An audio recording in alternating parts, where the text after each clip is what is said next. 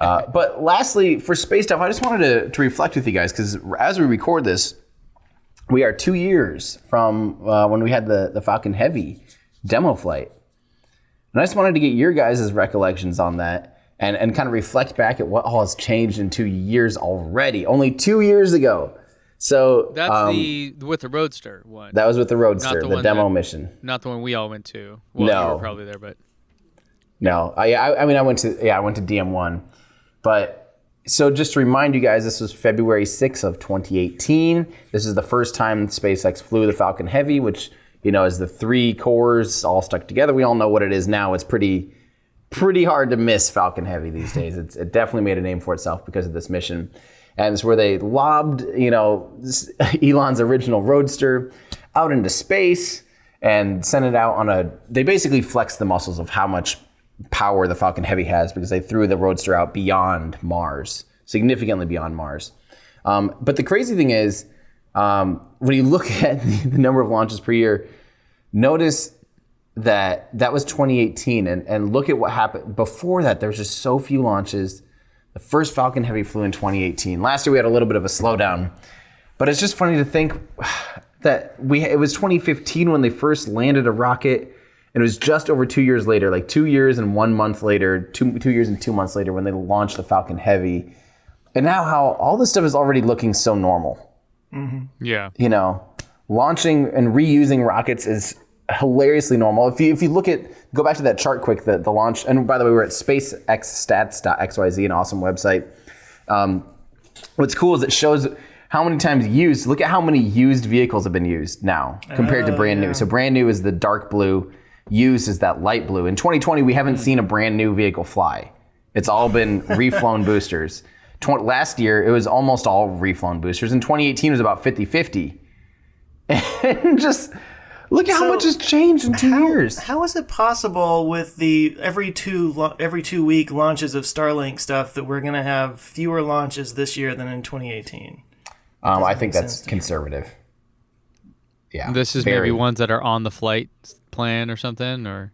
Yes, because I think there's going to be about that many without Starlink. Oh, okay. So that's not even counting the Starlink launch. It just might not be counting Starlink. Yeah. Or it might just be very conservative and just kind of Mm-hmm. Because I don't think... Yeah. Right, because I don't think all the Starlink missions are on the actual official manifest. Okay. I don't know. And I'm sure that'll stack up. I guarantee it, sans some major, asteroid hitting all of their launch sites or something and their manufacturing plant. This will be a record-breaking year by far for SpaceX and for spaceflight in general. We're going to be coming up on some serious launches. Yeah. Serious launches. It does seem like they happen really, with increasing frequency. Yeah. So where were you guys? Did both of you guys tune in live and watch it live? I live streamed it. Oh, yeah. Which I haven't really done any live streaming of launches, just because why would I when you do such a good job of it? Or when I do it at all. Did I watch it live? What time of day was it? I don't think I did. Was it early in the morning? No, it was straight up middle of the afternoon. It would have been late morning, I think, for Pacific time. Yeah, I probably did watch it then. Yeah, but I was probably at here, in my studio trying to edit or something normal, and then just probably threw it up on a screen. I remember thinking, well, they've had a good run. If one of them's gonna blow up, it's gonna be this one. Because I'm you just strap 3 of them together and it's gonna work. Right. And it was flawless, right? It was incredible, and then you had that shot of Elon running outside, kind of a thing, and that was so cool. That captured the world's attention again. I think that was a major moment. Landing a rocket on a barge was mind-blowing. I think everybody worldwide was like, did you hear about that? That's insane. And then they see this, and to get the footage of the Starman and stuff, that was epic, man. I mean, which is ironic because I still, we've talked about it, and obviously I'm maybe a little bit sharper than the average tool in the shed, but not, the sharpest. And I'm looking at it going, why do we really need this? It's because of the fairing is the same size, right? The payload is technically the same size. It's just heavier. So I keep looking at my first. I was shocked later to learn of like, oh, I thought maybe you could launch, quadruple the amount at the same time or something. But just seeing it there, I think really sparked that interest worldwide again, which is so cool. Well, let me ping you on this, and let's see how much you've learned since you've been a part of this show. So what is the point? If the payload size, if the volume of the fairing is the same, what is the point? So heavier is one, but not just heavier, further into space, because the 2 side boosters will get you. So with just one booster, you're going to be spent getting it into a certain, like the Falcon 9 has a maximum like distance at which it can put something. Even if you don't try to recover it, but this, because of that, you can get things further out, I guess is my guess. Joe, what do you think? Do you think he's right? Basically what he said. I think he's pretty close. Yeah. I think you pretty much nailed it. It's the real thing is the Falcon Heavy allows you to reuse the boosters, land the boosters in theory, although they've only landed 1 out of their 3 flights so far, unfortunately. But allows you to reuse the whole vehicle while still actually putting up more payload than what even an expendable Falcon 9 can do. Right. So now all of a sudden we're getting, a pretty big payload increase while also increasing reusability.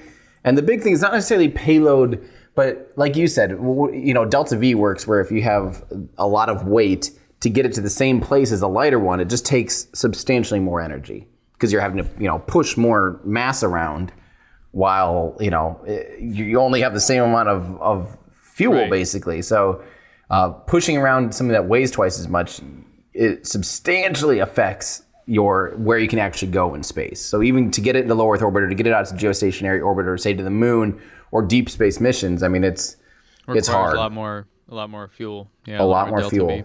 Yep. And so the center core basically gets that free ride. Not a free ride, but it throttles way down. So for most of the ascent, for the first bit until the side boosters let go, that center core is kind of just holding on to its buddies, and its buddies are, boosting it up into the first little bit. And then once they separate, it can throttle back up smoothly and continue on. So pretty cool. Can I just point out that right now Tim looks like he's got like a helicopter cap on? Of course I do. I was going to say the propeller is really flying. I just can't stop looking at it. The Falcon Heavy.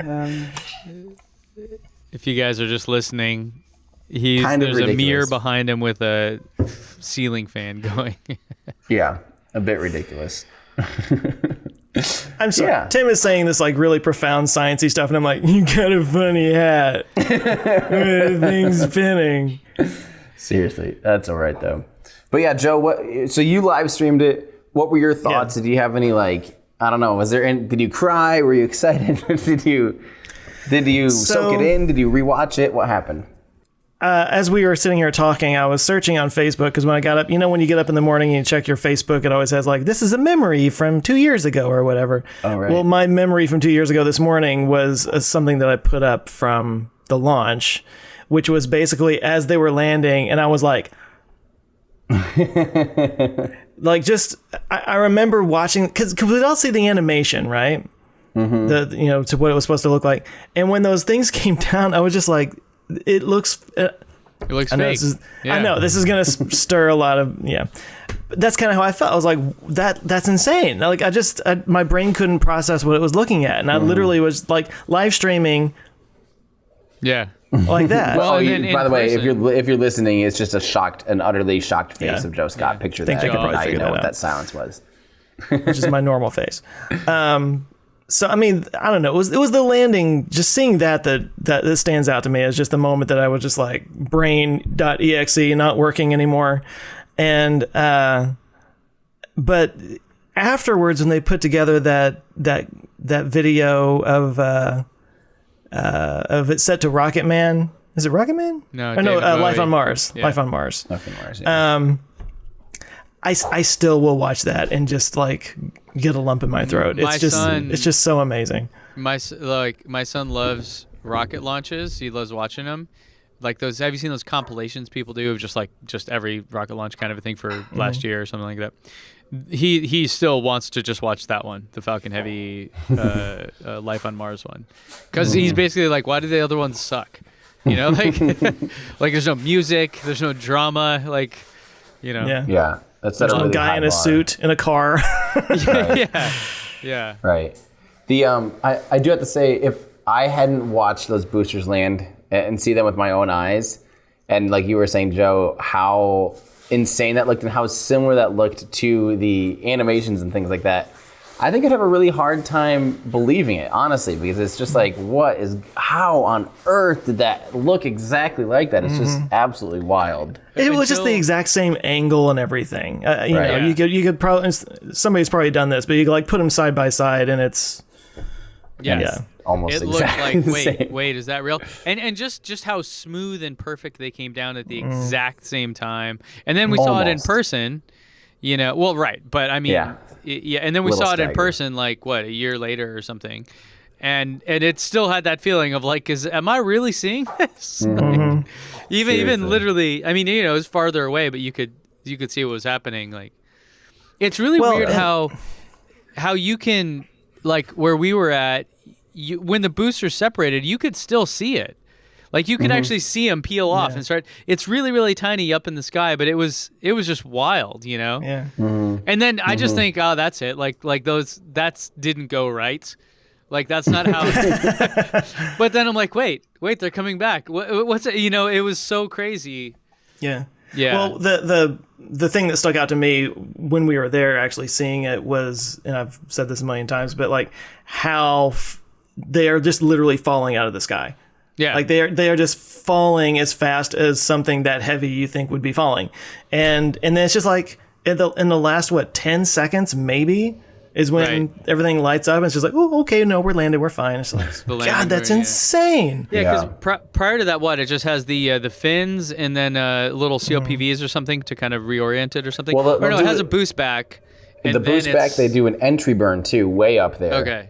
Yeah. And that prevents them from just smacking into the atmosphere and getting totally torn to shreds, you know. But once it's in the atmosphere, it is just falling. Yeah. Well, I mean, like a plane out of the sky, just 15-story building just coming down. Yep. Yeah. Right. Exactly. Yep. It's crazy, and it does totally look like it's not going to be able to land because it's coming so fast. When you see it, you're like, oh no. Like that's it. Yeah. Yep. Something and then failed. They fire up those engines at the last second and absolutely nail it, and it's just crazy that they can do that. Yeah, and the thing too is you don't normally get to see that. Right, because it lands out on a barge somewhere. Yeah, so you don't really. Some missions, like CRS missions, will land back at land, and it's just not nearly as common as the ones that land on the drone ships. Yeah. Yeah. So like, not only is it two of them at the same time, it's coming back to land, which is an extra. You know, so it's nuts, man. I wonder why they do that instead of like. Well, I mean, there you go. Why don't they just land them all on barges? You know, it seems like that maybe would be easier. I don't know.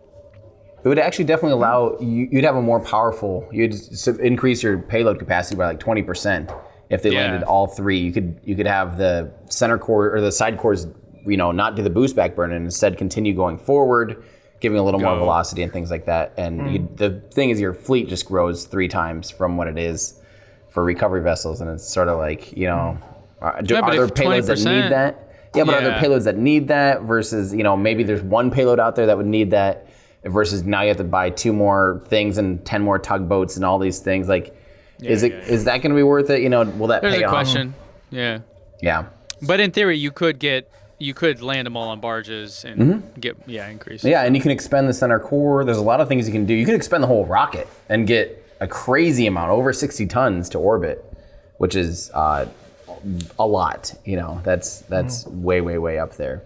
But it's just So the other thing about the first launch, the demo launch or whatever, with Starman on it and the Roadster and everything, not to wax philosophical or whatever, but like the psychological power of the imagery of a car in space with a dude sitting in it and the Earth just rotating behind it. Yeah. I mean, it's just, again, it's one of those things your brain just doesn't know how to process what it's seeing. Right. So it's just so impactful in that way. But also for a company that wants to send millions of people to Mars, it's sort of just like planting that seed of, we can do this. Like, we can be a ride. I mean, it's literally in a car. You know, it can be we can be a ride to Mars. And this is something that humanity, not SpaceX, but humanity can do. And it was inspiring. It was just crazy inspiring. I think that's what's uniquely cool about space stuff is the collaborative nature of it, right? Like you don't have to be American to see that and be like, that's awesome. But if, let's say, I don't know, an American in the Olympics does something, I guess sports kind of brings people together in that regard too, but you're still like, screw that guy. Like I want to do it better, right? Right. Here it's like, it's above any of the humanness aspect. It's more of like a species level kind of a thing. Yeah. There aren't too many things like that out there, right? That are free from. I mean, hell, even during the Cold War, like we were working with Russia on stuff, right? Like it's a thing. A little. I mean, yeah. No, it is the bonding. This is what makes me so excited about spaceflight is how it does bond. And like Joe, like you were saying, I mean, it's that. The whole idea of a car, something we're so familiar with, in space, like it kind of. That is your origin story. Kind of. Yeah. That's exactly your origin story. You found a space flight suit or a flight suit, and just started taking pictures of that in grocery stores and regular places. Yeah, it's almost like the opposite of that. It's like space things on ground, ground things in Earth. Yeah, I mean, but it's that same like juxtaposition that is super. Crazy, the everyday thing and the not everyday thing colliding. I think they call that fish out of water. Yeah. Have you heard that terminology? Yeah. It's actually a thing in like videos. Anyways, it's like a type. It's like a format for making interesting videos. Oh, I got you. Oh, okay. Yeah. You take someone and put them in a situation that is not their normal thing that maybe makes them uncomfortable, and we all like to see a train wreck, right? So like that's what it is. So yeah. Not to say your channel's a train wreck, Tim. Thanks, but I understood what you said. It's a rocket explosion. Far more interesting.